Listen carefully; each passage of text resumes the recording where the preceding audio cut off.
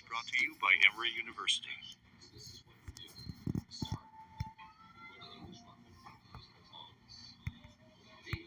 Your Freemasons know, and a lot of it is connected to Pythagorean symbolism. Some of it is peculiar to it, unique to it, but certainly 3, 5. These are pivotal numbers in Freemasonry. They're very important to Mozart. Mozart's last opera is The Magic Flute, which many of you might be aware of as an opera because it's around, right? One of his most popular operas.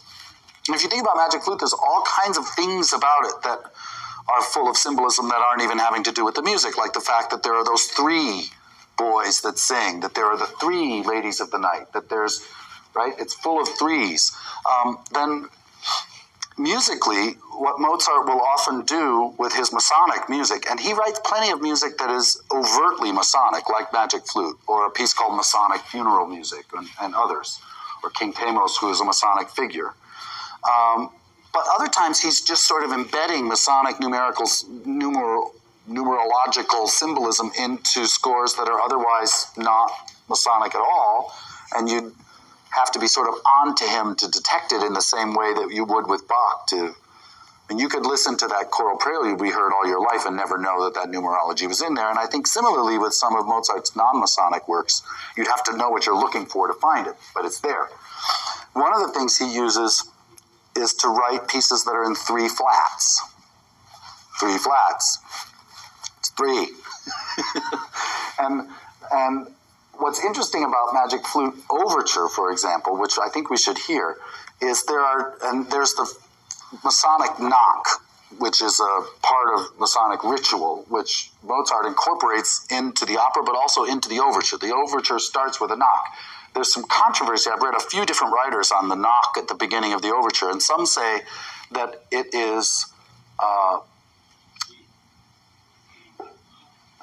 wrong, in a sense, because you're not yet initiated. So the knock whoever's knocking hadn't been properly taught the knock. It's the uninitiated knock.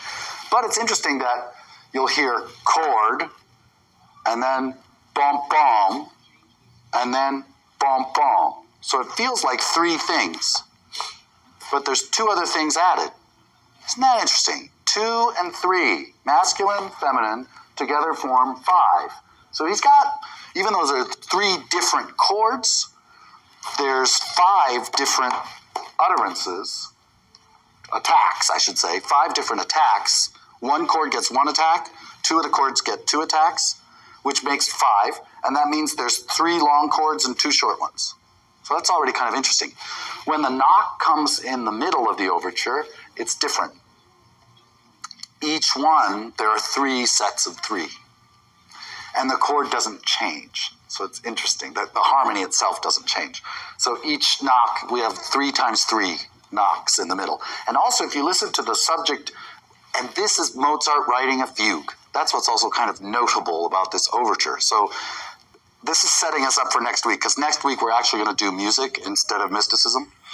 And we're going to try and trace sonata. This is Mozart honoring Bach, as we sort of talked about a little bit last week. The main part of the Marriage of Figaro overture, the Magic Flute Overture, is a fugue.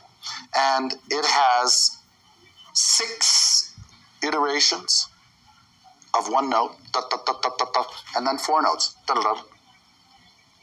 So that's 10. And 6 is also a holy number, being 1 plus 2 plus 3. So even the fugue subject has numerological implications.